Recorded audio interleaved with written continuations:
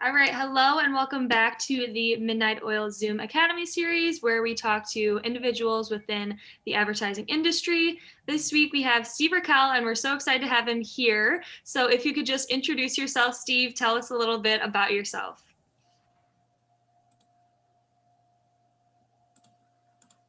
Sure. Hopefully you guys can hear me, right? My computer is doing weird things right now. Oh yeah. We're good? Great. Okay, good. Hi, everybody. For many of you, I'm a familiar staple in your advertising career. Steve Raquel, actually have been teaching 409 for those of you who have been in my class. I grew up in Champaign, went to the U of I, got my master's and bachelor's at the U of I, went out into the world, and had been working all over the place. About 12 years ago, I hung out my own shingle in social and digital. And about 7 years ago, started teaching in college media. Many of you I had in 283. I also teach 409, which is media entrepreneurship. That's Annika is in that right now. And I usually teach 290, which is sports PR. I also teach over in the College of Business, Geese College of Business. I teach a digital marketing class, a couple of IMBA classes, and then I also teach an SBC master's course, which many of the former advertising students have gone on to do SBC, which is great to see. So I'm also the academic advisor for the AMA student group on campus, and also the newly minted Illinois Sports Consulting Agency. So tail-ons in a lot of different things. Love AF, Steve Hall, everybody. I think I've had almost every president since 2004, except for maybe one. So great organization. Midnight Oil is also great. And so happy to be here. Awesome. Yeah. Can you go a little bit more into, I know in your class, media entrepreneurship, I remember hearing all the tales of your professional background and all the exciting things you've been able to do in your career so far. Can you share that a little bit with us? What you kind of started out doing, what your career ended up going to, and then what you're up to nowadays? It started out, I graduated, last century. Kind of a little similar in that I graduated in 93 in the middle of a downturn in the economy. And so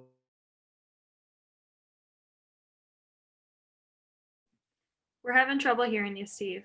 Yeah, just give us one second. over the summer. Oh, there. Uh-oh. You cut out for a little bit there. Uh-oh. Do we have you now? Oh, there we go. Are we back? Yeah, we're good. I think so, yeah. Yeah, I'm sorry. It's doing some weird things here. So where do you want me to start again? We heard that you kind of went through the same kind of scenario when you were graduating that we're in now. Okay. So it took me 8 months to get a job. My wife had an internship and it took her a while to get a job. So, part of not necessarily why I got my master's, but that kind of played a part a little bit. So I get it. I get the fact how hard it takes to find a job. Quickly, the way I found my job is that I had interviewed at J. Walter Thompson for their summer internship program. And I interviewed relatively well, but didn't get it. My wife got it. She ended up working with a woman named Lisa Wells, who's still engaged with the university and in PR. However, the HR director was an Illinois grad, a wonderful woman, Chris Shoemaker, who is no longer with us. She said, "Steve, I love you to death. You're great. Unfortunately, we couldn't hire you for the internship program. But there's an agency down the road that I used to work with, and there's a bunch of Illinois people there, and I know they're hiring." And she sent my stuff over there and got the job less than 2 weeks later, after 8 months of looking. And so my first boss was a woman named Nina Fine Arts, and she was an Illinois grad too. So it's kind of crazy as much as like you want to say, oh, I got my degree and I'm a smart person. A lot of it comes down to the kind of the relationships and the networking that you do, whether you actively do it or the people around you do it for you. That really started me off on a really cool journey that I continue to live today, and that I really wanted to go into sports, but I started out in new products and with McDonald's, as boring as you can get. I mean, outside of the fact that I got to eat a lot of food, um, it wasn't very sexy. I mean, other of my friends were on Happy Meals and on promotions and adult, and I was stuck, on food that would never make it past much. Like I think I had a 98% failure rate, not 99% failure rate. I didn't even get to work on the McRib. I mean, it was really bad. But I worked on it. I had a hard boss, respect her, love her to death now. But you know what? I worked my tail off, and that got me to my what I would call my first entrepreneurial type of a program, which was, and I don't talk about this much. It was a restaurant called Hearth Express, and at the time, this is early '90s. Boston Market was just blowing up big time. They were out of Naperville here where I live, and they were growing. And McDonald's went, you know what? We can't buy them, so we're just going to try to mimic them. So they built their first store out in Darien, and I was actually just drove by it just now, and it was soup to nuts, a knockoff, and worked on the branding, worked on the store, worked on the look and feel, worked on with a bunch of people, and it went probably pretty well for the first 6 months, and then it died. But I learned a lot, and because of that I worked really hard. That opened doors, and in '95 I had an opportunity when McDonald's said that they're going to be a worldwide sponsor of the Olympics in Atlanta. They said, hey, you know what, Steve, you did such a great job. We're going to put you on a team to kind of lead our efforts on building restaurants, look at the games, everything down there. And that I was off to the races. And from that point, I started moving from generic promotions into more sports and sports advertising, sports marketing. Had a blast in Atlanta. Came back, started working on all of McDonald's sports marketing stuff. Became really good friends with the team there, and then I got hooked on to work with the Olympic Committee in Salt Lake City in 2002. So they moved me out there, worked there for 3 years, then got called back to work at McDonald's corporate. Um, Unfortunately, 9/11 happened, and then everybody lost their jobs after that. So I still wanted to. I worked actually a little bit for a couple of years in a private security firm, Gates Guards and Guns. But I still use the things that I learned at school and being a marketer. We were the fastest growing private security company in the world at the time, which was great. Post 9/11, everything, security was top thing to do. But I really want to go back to sports. I ended up becoming a contract over at Allstate, sports marketing, again, through some partners, some friends. Worked on all their sports stuff, Allstate Nets, Allstate 400, Brickyard 400, there's Olympic sponsorship. Worked there for 8 months, and then I got recruited to work at DDB Chicago on State Farm's stuff, State Farm's sponsorships. And I worked there for about a year. It wasn't a great fit for me. I was a marketing / sports guy in an advertising agency, and it's like oil on water. So by that time, when I was done, I decided, hey, I'm done with the kind of the big agency, big company scene. I started working for an NFL agent who was a friend of a friend, and that got me into my second kind of more entrepreneurial, where we built a startup of Facebook for sports, and that lasted about 2 years. Liked it, loved it, worked with some great athletes, and then realized that the startup wasn't going to go anywhere, and we ended up I ended up parting ways and just starting up my own social media shop. At the time, back in 2009, I thought, well, you know, I think the social media things is going to hang around. So I'm going to put my shingle out now, and started with one of the athletes, actually a couple of the athletes, and just kind of built it from there. And so I continued to kind of build out that presence in my business. And one thing that someone told me soon after I started my business, they said, if you want to grow your business, you have to tell others about what you do, because if you because that's the best way of verbalizing and understanding the connections of what you do. Because in a lot of ways, as you guys can know, is it's one thing to do what you do, it's another thing to tell somebody. But if you can translate that well, um, then it helps you kind of be able to verbalize how to kind of market yourself. So I used that and said, okay, I'm going to start guest lecturing, just speaking different places, and I did. And I started doing that at Illinois. And in 2014, that's when I started teaching, and haven't stopped since. They've tried to get rid of me. I've tried to leave, and it just has not stopped. And unfortunately, I've 12 to 1,500 students that now are little disciples of mine all over the world. And you two are two of them. So that's a little bit about myself. How's that? Awesome. Nice. That was awesome. I feel like you've had quite the background, and it's so interesting getting to know all of the different angles and sides of it. I know you touched on entrepreneurship a little bit within that, but could you really tell us like where your love for entrepreneurship and kind of the business side of things stemmed from? Was it from like that original like sports exposure, or was it through a specific time with your time at McDonald's, or where was that like time where you really were like, okay, I really want to be an entrepreneur and I love entrepreneurship? Yeah. So it's there's different ways I could point to it, but the one I will tell you that was most significant. Um, I was still working for the startup, the sports startup. It was 2009, and took a much needed vacation to Texas, and decided at the last minute in Dallas we were going to Austin. Said, hey, let's go to Houston and check out NASA.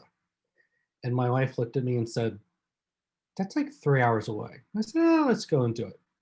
So we do it, and we're driving from Houston to Austin. And I know this is a weird story, but it'll make sense here in a minute. We get this call, and in that call is a call from my wife's mother, my mother-in-law, saying, Steph, you need to get on the plane. Your grandmother is dying. You need to fly to Florida tonight. So we booked a flight. I dropped her off at the airport. She flew to Florida. She got to say her goodbyes. And whether you call it fortunate or not fortunate, she passed away into their presence within like an hour before she had to leave for the airport. So by the end of the night, basically, by the next day, she was back with us, right? And completely, her world's rocked, right? And in that time, I had an opportunity just to think, and I said to myself, you know what? I don't want to go. I hate what I'm doing right now. Just I'm not enjoying it. I'm not making any money. It's a startup. It's not fun. I go, I need to do this. I don't want to get to the end of my life and think, oh, I didn't try these things. I go, I can find a job eventually, but if I don't try at least, then I'm going to kick myself. So that was the impetus of. I think I came back after after coming back on vacation. I walked in. I said, "Guys, I'm done. I'm starting my own gig." And they kind of looked at me like, "You kind of run this thing." I go, I'm sorry. I don't. This is kind of where I feel like I need to be." So that it was kind of a little bit born out of this realization, like time is short, and entrepreneurship. So being an entrepreneur means, in a lot of ways, facing fear and getting comfortable with that fear, like not overcoming it necessarily, but being comfortable with it when doing things that normally you would just mentally just say, I'm not going to do it. Like, there's big fear, like don't get in lines done. But then there's like, oh, you know what? I'm not going to call somebody, or I'm not going to do.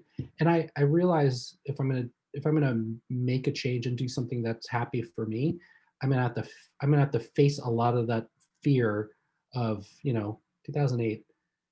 My oldest Kate, she's 8, 6, 5. My wife was recovering, 2 years out of having cancer. Another kid who had to go in the hospital for surgery. I mean, there's lots of like pressures. So I made that decision, um, a strange decision, in the middle of the market tanking, right, back in 2009. No income, oppressive mortgage. My wife's not working. I mean, talk about all those combinations, and I still did it. But I felt like it was the right thing to do. Man, what was like? I totally am. I'm on board with what you're saying about fear, where it's like it's almost as if like the the pain of not the pain of regret and not trying to do something is Right. it seems like it's intangible at first, but later down the line it is what you pay for later down the line. And it's when you take advantage of the moment now and you have these fears and you face them. And that I guess that kind of leads me into my question of just like I think now, like as me and Annika are both seniors, and a lot of our folks in MO are seniors, like the next step of which kind of career to go down. What there's so many millions of choices to choose from.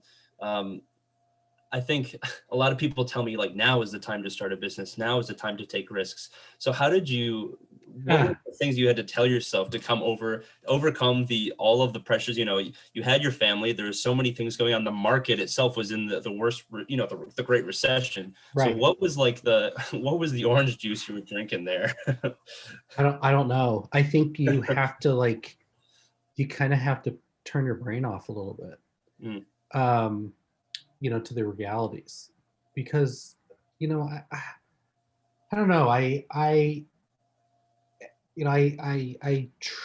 been trying to mentor my own children, right, and you guys as students as well, and I just had this conversation with my daughter. I'm like, I have less time on this earth than I have, that I've lived, right? It's just all the people are dying, and dying not only younger, but just in general. That's just kind of the thing, right? So to me, as I not to be philosophical, but I am a little bit, is where I am right now is not about the big house. It's not about the new car. It's not about the next level. It's not about the things that I was really about, like your age.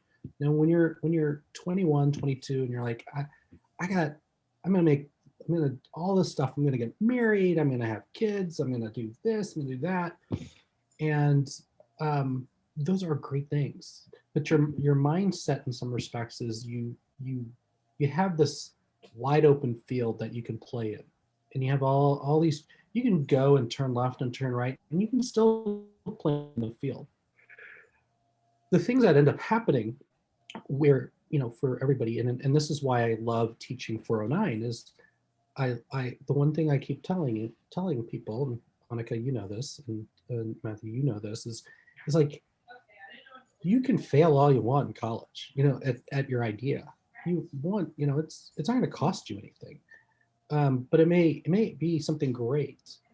Um, I would tell people, get used to failure, get used to putting yourself out there, and you'll never you'll never overcome fear. But fear is not really a thing. I mean, I know it's a thing, but it's kind of like when you have to have that conversation with somebody that you don't want to have, and then you have the conversation and you go, well, that was worse in my mind than it actually was.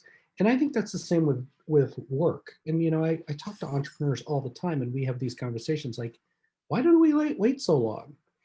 And for young people, I think the difficulty is, you feel as if you don't have the credibility in order to be successful, that people will look at you like, you're just 22 years old, what do you know, right? And I look at you going, you have a lot of uh, you have youth, and you have,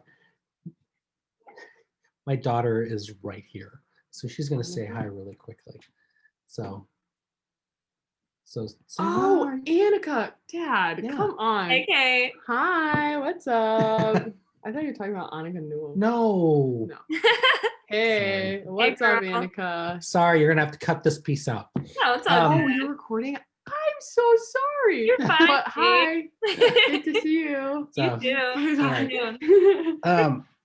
Anyway, can you shut it? Thank you. So I think that's one of the things about people who are young, and I look at it going, you, like, some of these great ideas, these great inventions like Facebook and Twitter and Amazon, you know, they were done by youth. You know, they had and I say this in 409, you have to commit yourself to 5 years, sometimes 10 years, right? If I do that today, I'm I'm not sure how it's going to go for me. But for you, you're going to learn a ton, and you're going to do some great things from 21 to 31. My goodness, right? And you have the benefit of having some technology and networks and all that. So you have to just, I think, have to have one, you have to commit yourself to the idea. Second, you have to commit yourself to flexibility to go, this is not working out perfectly, but if I keep on going, if I still believe, just keep on going, because it will evolve into something. Like Amazon started out just selling books. Look where it is now, like over the 15 years, right? And now Bezos is the richest guy in the world. And so if we're myopic to our original idea and don't work to continue to build it, then I think that's a fear in itself, is that we want to hit the home run immediately. And we look at everybody else, we look at the Mark Zuckerbergs in the world, and everybody, and go, well, they're a success, like I can't do that. And when we compare each other, then compare ourselves to each other and to these super mega winners, then I think that's a disservice, where you should be focusing on what you want to be doing and accomplishing.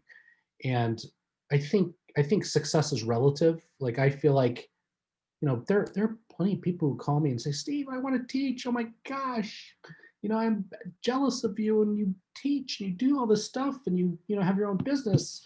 And I don't, I mean, I'm absolutely blessed to have this, but I don't think I'm any special or more special than anybody else. But there are people out there, look at me that way. So I think it's just a perception thing. And again, I think it's you as young people kind of have to, you have to have the mindset of, I want to do something big, and I'm going to continue to do something big until the big happens. And the big may not happen for a while. But if it's, if it's weird, and I'm sorry if I'm talking too much about this, because it's one of those where, it's a great analogy that I tell people. Everybody wants to be on the mountaintop, right? But if you're really on a physical mountaintop, what does it look like? You have a great view. You It's cold, nothing grows there, and you're not supposed to be there forever, right? But where you spend most of your time is in the valley, where there's crap, you're blooming, you're growing, there's lots of resources, it's long. And so some people are like, they get to this mountaintop and say, I did it, and realize, like, okay, this is not what I thought it was going to be. But what they really enjoy is the journey and smelling the flowers and all that stuff. And so I would say, for everybody here, is there's a little bit of, like, yeah, you need a little bit of credibility, right? You want to start your own agency. Could you start at 21? Sure. Would you get, you could get pretty lucky at it, right? Especially if it's like a new technology type of thing. But if not, get some experience and then go out and fail a lot and grow and fail and grow and fail and grow, and you'll eventually get better, right? And I think that's the mentality you need to have in entrepreneurship, is grow, fail, grow, fail, grow, fail. and not worry about what the end result looks like, because there's really not a good end result, not one that will satisfy you in the way that I think you want. I love that analogy. I feel like that's so true. Like the journey is the best part, and you learn so much through failure, which is just the whole point of entrepreneurship, I feel. Just kind of closing out here, what advice would you give to some new people looking to dip their toes into entrepreneurship? I know I personally have definitely thought about it more with the times of COVID and everything going on, starting my own business or my own podcast, whatever it may be. What advice would you give people looking to either start their own businesses or dip their toes into entrepreneurship? Um, I think find something in the world that really bothers you and try to find the solution. Like, it not only bothers you, but bothers other people. That's where real innovation comes. And so um, that's where I think lots of great ideas come from, is people go, you know, um, gee, wouldn't it be great to be able to hail a taxi anytime we wanted and not have to have cash on me? I mean, somebody thought that, right? Boom, Uber came along, just kind of not like that. But that's the thing, is everybody has great ideas. Great. Everybody has wonderful ideas. So have a running idea, like keep the book of running ideas. But then when you should really have the passion to pursue that. And the reason that I teach 409 is I feel like lots of people have great ideas, but then they stop at that idea. And so what I'm trying to teach is the process to get that idea to a place where you can get it in front of people who can make that idea come to life. So one is find a problem, a pain point that you feel like you can solve. And that doesn't have to be like a new idea. It could be a service that you want to provide. It could be, a type of cake that you want to bake, whatever it is, right? And then two, you have to find the right team of people who will guide you through and help you minimize the amount of mistakes that you make at the end of the day, right? So that's why people take my class. Is like, yeah, I want to do this, but I feel like I'm going to make some mistakes. Well, okay, let me share with you some things not to do, or here, talk to somebody. So those two things, entrepreneurship. That's why we have TEC on campus, Technology and Entrepreneur Center. And we have, so many different people up there. Find a teacher that you like, find, resources in the library, take a Coursera class, whatever it is, learn, and then try doing things. And the last thing I will tell you is, if you have an idea, do it in the analog way. Like if a quick example, Airbnb, they went after they started and they flew to New York, because that's where most of the listings were, and visited everybody, the number of people who were hosts, and they sat with them and they talked to them and they got feedback. That was their primary research. Do the work, create the experience as much as you can, as low tech as possible, to see if that idea works. Because then you can say, oh, this idea cost me nothing and it actually created something. And then you can say, well, if I put a little more money behind it, or if I make it a little digital, or if I put this on Excel, then you're just taking a good idea and then you're starting to build towards something. And so think of it in small little steps. You're going to have to take steps before you run, and you're going to take a lot of steps before you run. So those are some of my pieces of feedback for you, or advice. Awesome. Well, thanks again for meeting with us, Steve. Matt, do you have any more questions? I probably have 1,000 questions. But I think it's pretty late for us, so we should wrap it up, I think. But yeah, Fine. Steve, thanks so much. Hopefully we can have you again. I know it's whether if it's life philosophy or advertising and sports and everything in between. You seem to be an expert on everything. So it's truly a pleasure to have you on tonight and get to talk to you and pick your brain. Yeah, we have to do this again. That's what I'm convinced. For sure. All right. And I'll All right. see you in class tomorrow, Steve. Yeah, did you get your Instagram done? I did. I just did it. All right. All right. Thanks, Steve. We'll All see right. you. Thanks Bye, so much. everybody. Bye.